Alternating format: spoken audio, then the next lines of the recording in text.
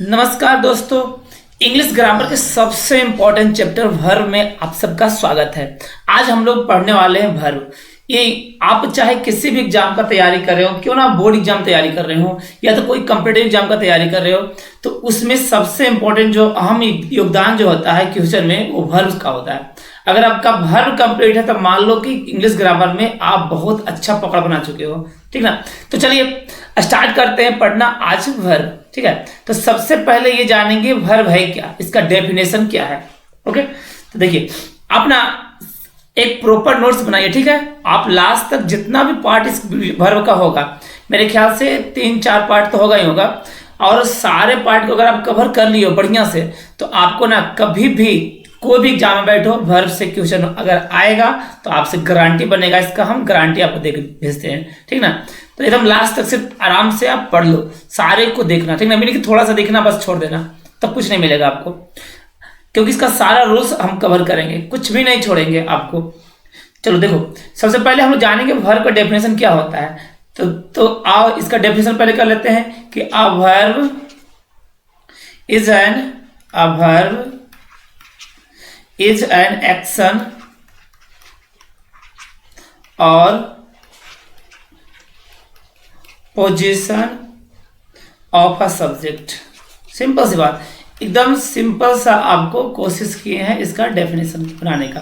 देखो वर्ब क्या है, वर्ब किसी भी कोई भी सब्जेक्ट है उसका दो चीज बताता है, या तो एक्शन मतलब क्या कर रहा है, या तो उसकी पोजीशन बताता है। सिंपल सी बात है कि वर्ब क्या बताता है, तो किसी सब्जेक्ट की कार्य को और उसकी स्थिति को दर्शाता है। ठीक है ना, किसी सब्जेक्ट के जो स्थिति और कार्य को दर्शाता है उसे कहते हैं वर्ब। सिंपल बात। अगर आप ना हिंदी मीडियम के हो तो कोई बात नहीं, आप हिंदी में हम बोलते हैं, हिंदी में डेफिनेशन लिख लो। इंग्लिश का हो तो इंग्लिश में आपको लिखा मिलेगा। ठीक है, अब जैसे समझने की कोशिश करते हैं, देखो ध्यान से, एग्जाम्पल के तौर पे बात करें तो बोलते हैं राम राइट्स अ लेटर। अब बताओ इसमें सब्जेक्ट कौन है। अरे भाई सब्जेक्ट कौन है, सब्जेक्ट यहाँ पे राम है, काम को करने वाला कौन है, राम है। और राम क्या कर रहा है, राम का कार्य क्या है, तो लिखना। अरे भाई राम का इस सेंटेंस में क्या काम है, लिखना। तो ये जो काम एक्शन, ये जो एक्शन यहाँ पे है, जो कार्य हो रहा है, वही एक्शन क्या है, आपका वर्ब है। तो यहाँ पे राइट्स आपका क्या हो गया, ये एक वर्ब हो गया। ओके, चलिए क्लियर है। तो सीधा सी बात है, किसी भी सब्जेक्ट जो एक्शन को बताएगा, उसकी पोजीशन को बताएगा, वो आपको कहलाएगा, क्या कहलाएगा, वर्ब कहलाएगा। सिंपल सी बात है। चलो आगे बढ़े। अरे भाई आगे बढ़े, हाँ जी, चलो आगे बढ़ते हैं। तो इसके बाद हम लोग समझने की कोशिश करते हैं, वर्ब को बांटने की कोशिश करते हैं, क्योंकि पढ़ने में सबसे बेस्ट तरीका क्या है, उसको डिवाइड कर दो, क्योंकि पढ़ना इजी हो जाएगा थोड़ा। देखो अब हम वर्ब को डिवाइड करेंगे किस आधार पर, तो हम लोग डिवाइड करेंगे स्ट्रक्चर के आधार पर, यानी उसके बनावट के आधार पर। यानी आप कह सकते हैं if verb is divided on the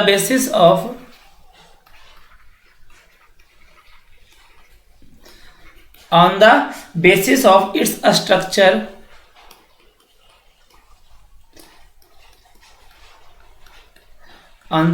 of its structure, found into two types,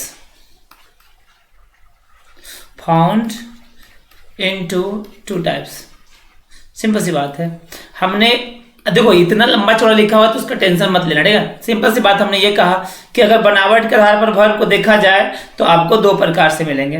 ठीक है, अब पहला प्रकार क्या होता है, पहला है फिनाइट वर्ब, पहला है आपका finite verb, and now second one is non finite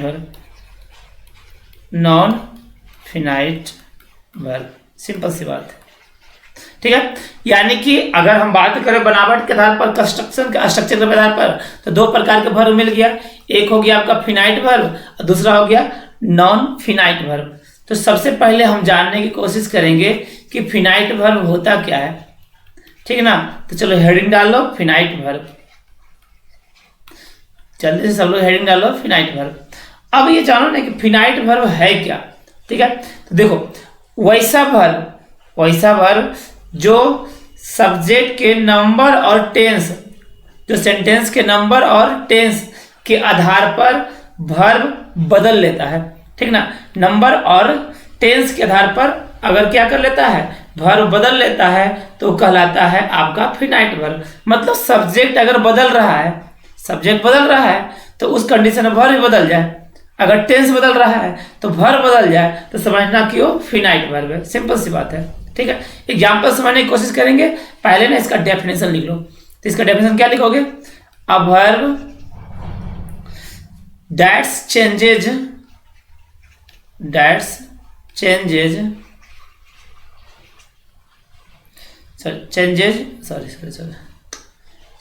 यहाँ पे एस होगा ना, चेंजेज। चलो ओके जल्दी से, हाँ जी हो गया। Changes its form according to, changes its form according to the number and tenses, the number and tenses, number and tenses of its subject, okay, is called finite verb। Simple सी बात वही आपको बताए थे कि सब्जेक्ट के number और tense के बदलाव के साथ अगर वर्ब बदल जाता है तो उसे कहेंगे फिनाइट वर्ब। जैसे देखो, अगर एग्जाम्पल के तौर पे बात करें तो देखो, जिसे बोलते हैं I want to play, simple सी बात है, आई वांट टू प्ले, हो गया। अब यहाँ पे देखो सब्जेक्ट क्या है, आई है। अगर यही आई की जगह हम कर दें यहाँ पे ही, तो वांट की जगह क्या हो जाएगा, वांट्स। अरे भाई वांट की जगह क्या हो जाएगा, वांट्स टू प्ले, हो जाएगा या नहीं हो जाएगा। तो देखो हमने क्या, सब्जेक्ट बदला हुआ, ये वर्ब भी क्या हो गया, बदल गया, ठीक ना। अब टेंस बदल के देखते हैं। अगर इसी को लिखते हैं इस तरह से, he wanted to play, अगर लिखते he wanted to play, तो हमने यहां पे क्या किया, टेंस बदल दिया, पास्ट में कर दिया। तो पास्ट में कर दिया, वांट क्या हो गया, वांटेड हो गया। देखो आई था तो वांट था, ही हो गया तो वांट्स हो गया। अब टेंस बदल दिया तो वांटेड हो गया। यानी कि सब्जेक्ट और टेंस के बदलाव के साथ बदल रहा है। इसका मतलब ये जो आप दिख रहा है ये वर्ब, ये हो गया फिनाइट वर्ब, यानी ये हो गया आपका फिनाइट वर्ब, ये भी आपका हो गया फिनाइट वर्ब। तो सिंपल सी बात आपको समझ गए होंगे कि सब्जेक्ट और टेंस के बदलाव के साथ अगर वर्ब बदल जाए तो भैया वो कहलाएगा फिनाइट वर्ब। सिंपल सी बात है, ठीक है। वो क्या कहलाएगा, फिनाइट वर्ब। चलो नेक्स्ट चले आगे बढ़े। हाँ, अब बात करते हैं हम लोग नॉन फिनाइट। इसका जो टाइप 2 था आपका, वो क्या था, non finite verb, non finite verb. Simple सी बात है। चलो आगे बढ़ते हैं। अब उसका जस्ट उल्टा सोचो कि कोई भी वर्ब, अगर कोई वर्ब ऐसा है जो कि सब्जेक्ट और टेंस के बदलाव के साथ नहीं बदलती है तो कहलाती है फिनाइट वर्ब। बदलती है तो फिनाइट, नहीं बदलती है तो नॉन फिनाइट, सीधा सी बात है, ठीक ना। यानी कि फिर से बोल देते हैं कि वर्ब जो सब्जेक्ट और टेंस के बदलाव के साथ नहीं बदलती है वो कहलाती है नॉन फिनाइट वर्ब। जैसे अब इसका पहले लिख लेते हैं definition, a verb that does not, देखो आप अगर हिंदी मीडियम को, तो हम हिंदी में डेफिनेशन बोल रहे हैं, आप सुन के ना लिख लो, ठीक है। आप उसके बाद अगर ऐसे तो आप इंग्लिश पढ़ रहे हो तो इतना तो आपको करना चाहिए था ना। A verb that does not change it's form, change it's form according to the number, according to the number and tense, according to the number and tenses of its subject is called non finite verb. Okay, ठीक है, चलिए example के तौर पे देखते हैं।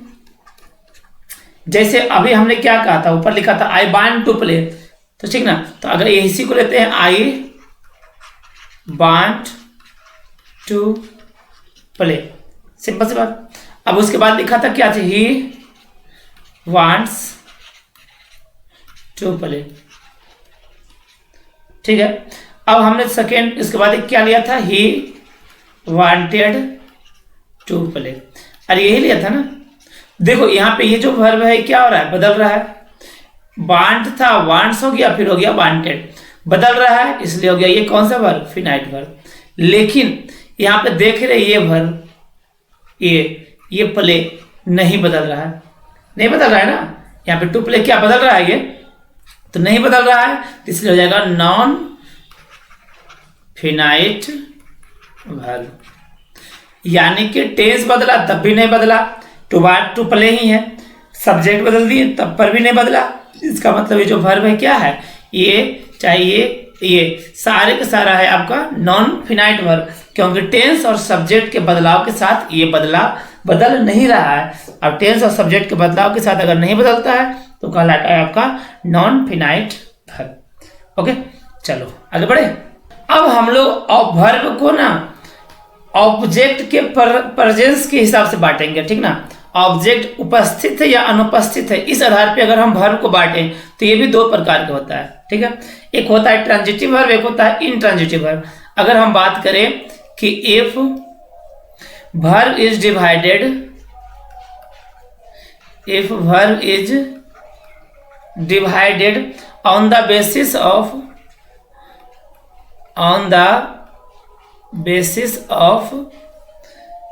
its object presence, its object presence found into two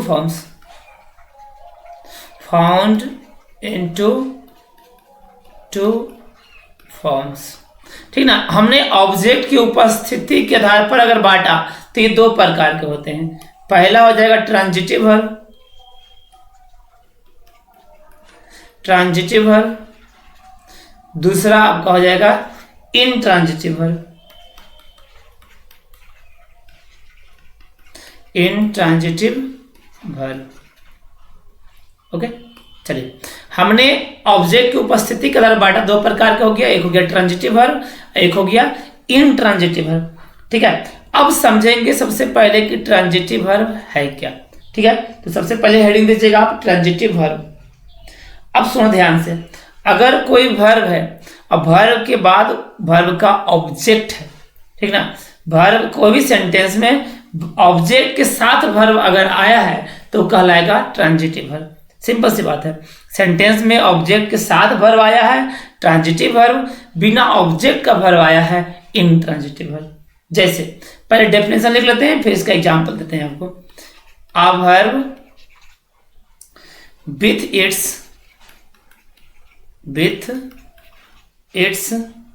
object is called a transitive verb।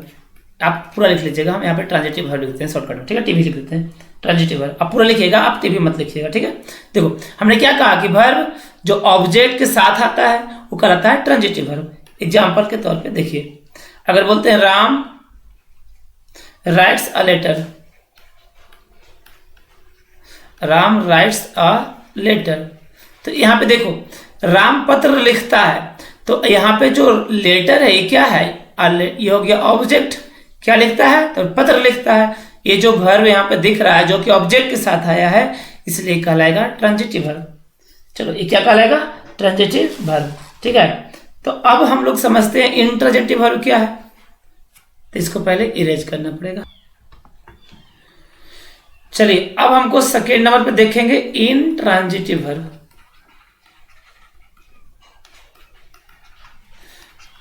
Intransitive verb, ठीक है। चलो देखो, अब बताए थे कि इनट्रांजिटिव वर्ब क्या होगा, जो बिना ऑब्जेक्ट के आएगा, यानी कि वह वर्ब जो बिना ऑब्जेक्ट के आता हो, तो कह सकते हैं a verb without object, a verb without object in sentence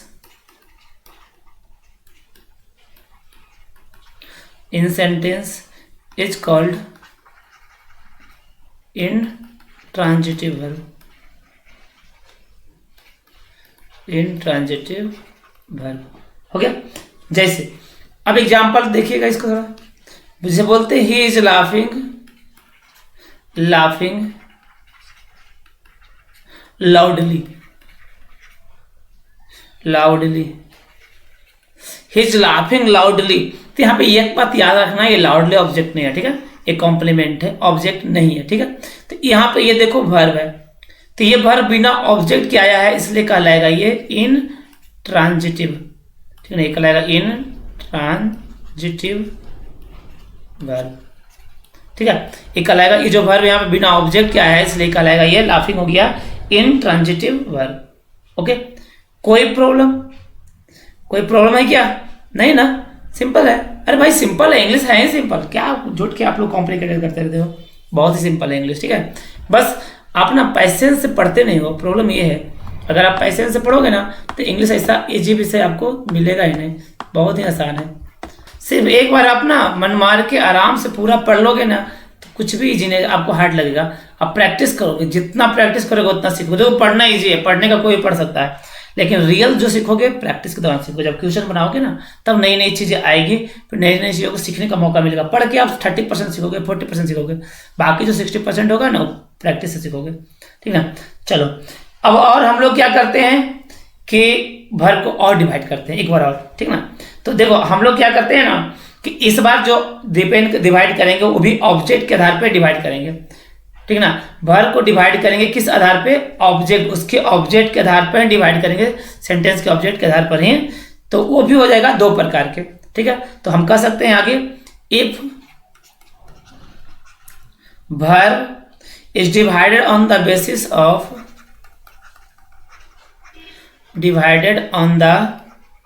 basis of its object, basis of its object found in two types, two forms। Okay, पहला ये हो गया आपका मेन वर्ब। देखो इसका बड़ा सारा नाम है, मेन वर्ब हो गया, प्रिंसिपल वर्ब हो गया, एक्शन वर्ब हो गया, डूइंग वर्ब हो गया, सब इसी को बोलते हैं, ठीक है।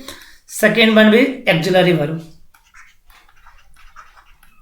एक्सिलरी वर्ब, हाँ सही है ना, LIARY सही है, एक्सिलरी वर्ब, ठीक ना। एक्सिलरी वर्ब को बोलते हैं हेल्पिंग वर्ब, असिस्टेंट वर्ब, जो भी बोलना है बोल दो, ठीक ना, एक बहुत नाम होता है इसका, ठीक है ना। तो एक हो गया मेन वर्ब, एक हो गया एक्सिलरी वर्ब। ओके, तो सबसे पहले समझेंगे कि ये मेन वर्ब है क्या, ठीक ना। सबसे पहले जानेंगे मेन वर्ब क्या है। देखो कोई भी अगर से काम हो रहा है, कोई भी चीज है ना, कोई भी काम हो रहा है तो रियल में जो दिखा रहा है एक्शन को, रियल में एक्शन को जो दिखा रहा है वो कहलाएगा आपका प्रिंसिपल वर्ब। जैसे अगर हम बोलते हैं आपका I am writing a letter, I am writing a letter supposed, ठीक है। तो अब बताओ इस पूरे सेंटेंस में कौन से काम हो रहा है? तो काम हो रहा है लिखने का, तो रियल मायने में जो काम हो रहा है लिखने का, यही आपका कहलाएगा मेन वर्ब, ठीक है ना। खेलना, लिखना, पढ़ना, जो भी सब क्या हो जाएगा, ये मेन वर्ब होगा, ठीक है, क्योंकि ये दर्शाता है आपका रियल काम को दर्शाता है। अब इसको डेफिनेशन अगर लिखना है तो लिख सकते थे कि a verb that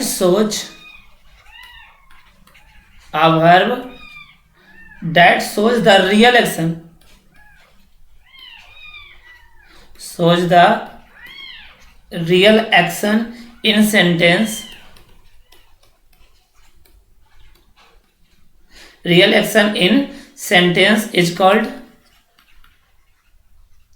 main verb. Main verb बोलो, प्रिंसिपल वर्ब बोलो, जो बोलना है बोलो। ये रहा आपका एग्जाम्पल, ठीक है। अब देखो मेन वर्ब से रिलेटेड अगर दो बातें हैं नोट में लिख लीजिएगा।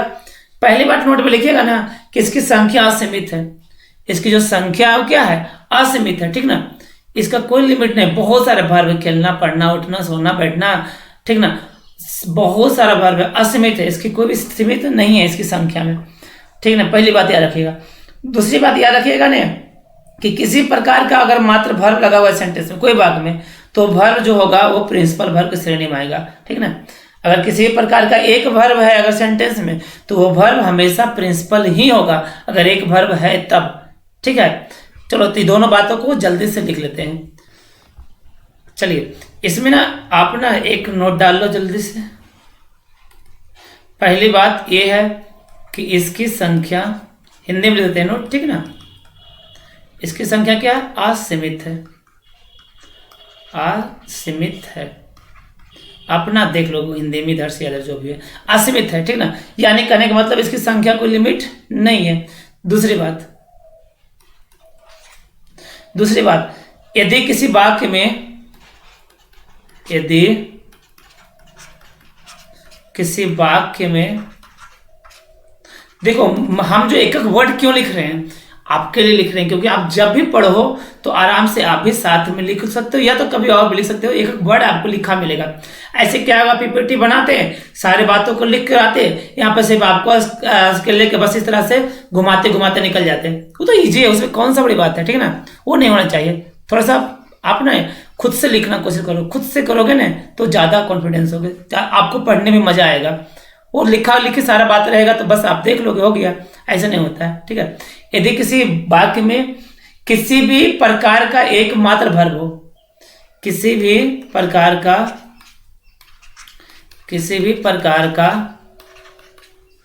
एकमात्र वर्ब हो,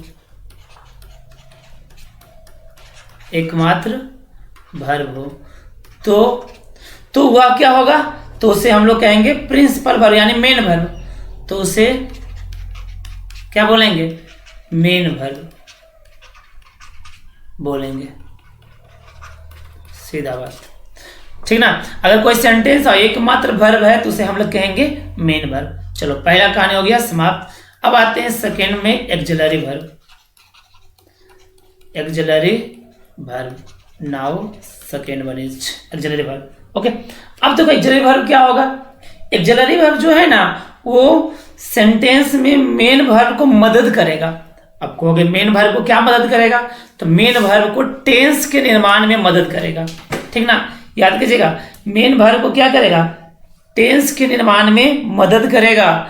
ओके, कौन मदद करेगा, तो एक्जिलरी वर्ब। तो एक्जिलरी वर्ब का काम ही है कि मेन वर्ब को मदद करना, ठीक ना। अब बस याद रखना, इतना ही लिखना कि एक्जिलरी वर्ब मेन वर्ब को मदद करती है।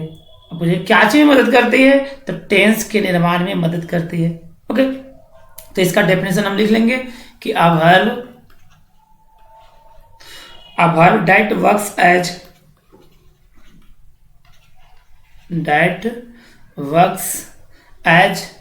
the assistant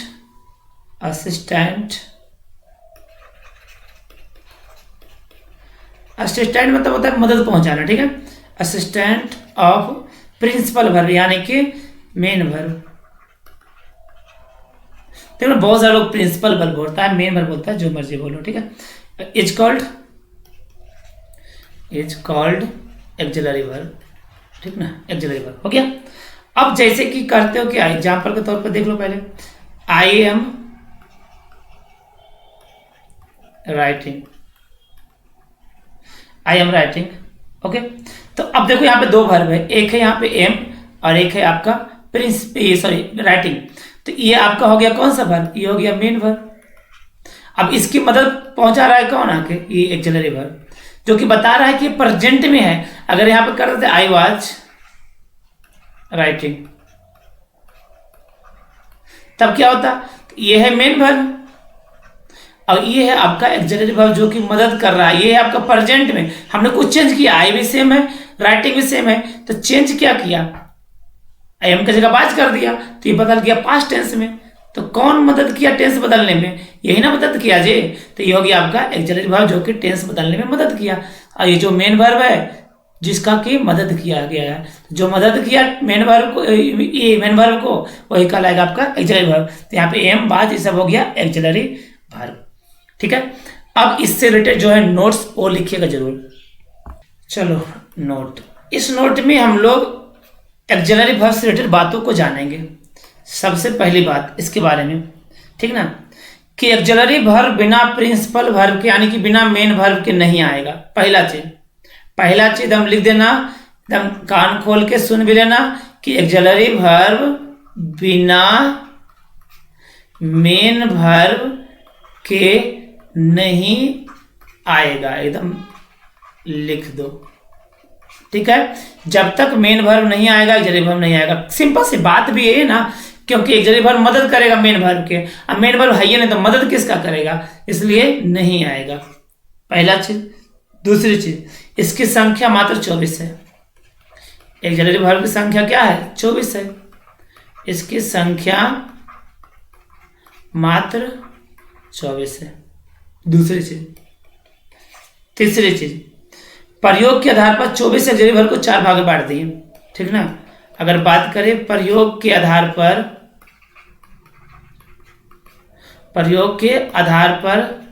24 एक्जिलरी वर्ब को 4 भागों में बांट देते हैं, ठीक है। अब 4 भाग कौन कौन है? तो पहला भाग है आपका कहलाएगा B axillary verb,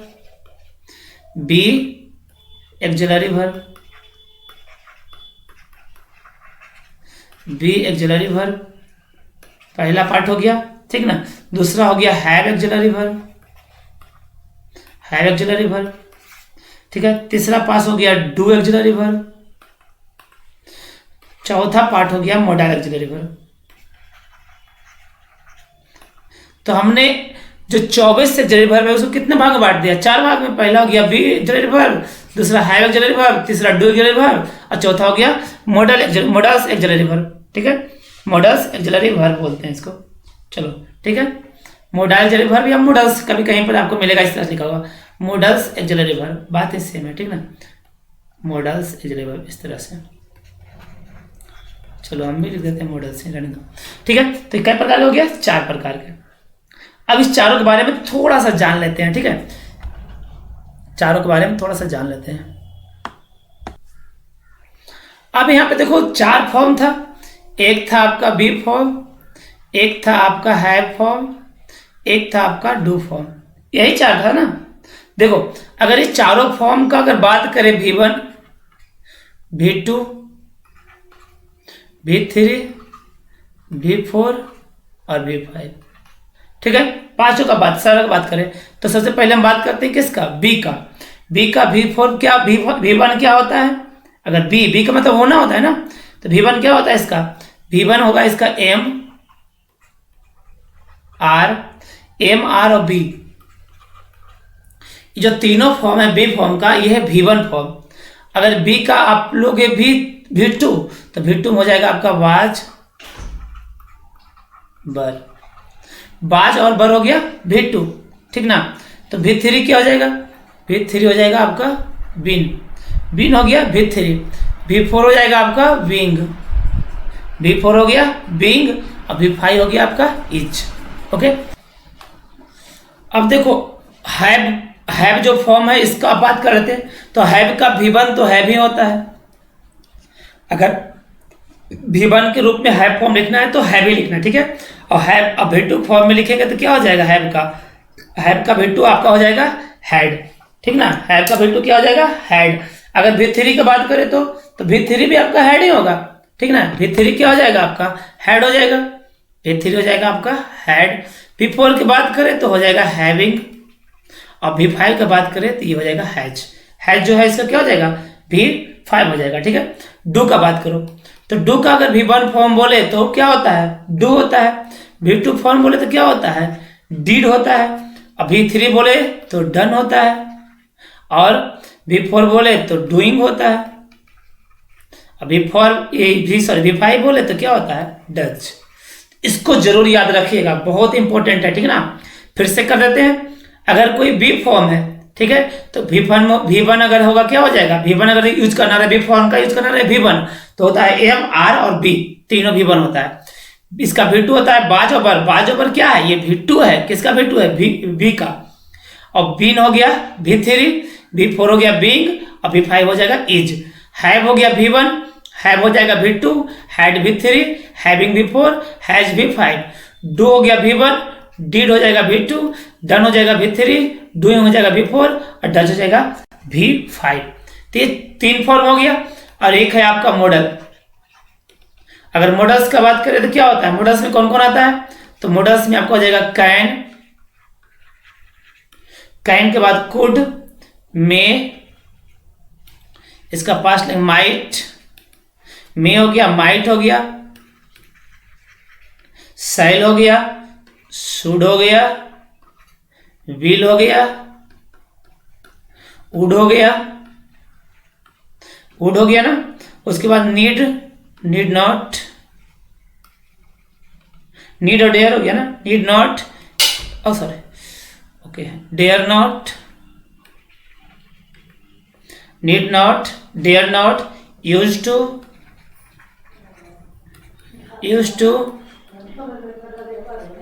use to, ought to, use to, ought to, एक और लास्ट मस्ट, ठीक ना। मस्ट यानी कि अगर टोटल मॉडल्स की बात करें, टोटल मॉडल का, तो ये आपका हो जाएंगे 13। मॉडल क्या हो गया 13, और टोटल मिला के हो जाएगा 24। टोटल मिला के या मॉडल को मिला दो और इसके सारे को मिला दो टोटल, तो हो जाएगा टोटल मिला कर 24। और 24 के 24 आपका हो जाता है एक्सिलरी वर्ब, ठीक है। तो ये सब था आपका वर्ब का सिंपल सा, आपका वर्ब का एक्सप्लेनेशन था, बहुत ही सिंपल वे में। ये बेसिक था, मान लो वर्ब के बारे में बेसिक बातें थी, वो था, ठीक ना। ये नहीं कि वर्ब समाप्त हो गया, अरे ऐसा मत सोचना, वर्ब बहुत बड़ा बाकी है, ठीक ना। इसमें आगे हम लोग सिंटैक्स पढ़ेंगे, जिसमें से कि वर्ड फॉर्मेशन के बारे में आपको पता जाएगा कि कोई वर्ड कैसे फॉर्मेशन से बना होता है, ठीक ना। सब्जेक्ट वर्ड एग्रीमेंट जो होता है वो होगा आपके। फिर टेंस पढ़ेंगे, फिर मॉडल पढ़ेंगे, टेंस, मॉडल, सिंटैक्स। अब ये सब पढ़ लेंगे, ठीक ना, सब्जेक्ट वर्ब एग्रीमेंट। तो अब ये पूरा पढ़ लेगा तो वर्ब कंप्लीट हो जाएगा। तो टेंस, मॉडल और सब्जेक्ट वर्ब एग्रीमेंट, ठीक है। तो इसको हम लोग नेक्स्ट पार्ट में देखेंगे। तो ये था वर्ब का बेसिक। चलो thank you very much. Next part जरूर देखिएगा वर्ब कंप्लीट करने के लिए, ठीक है। चलो मिलते हैं हम लोग नेक्स्ट पार्ट में, तब तक के लिए goodbye, thank you, thanks for watching.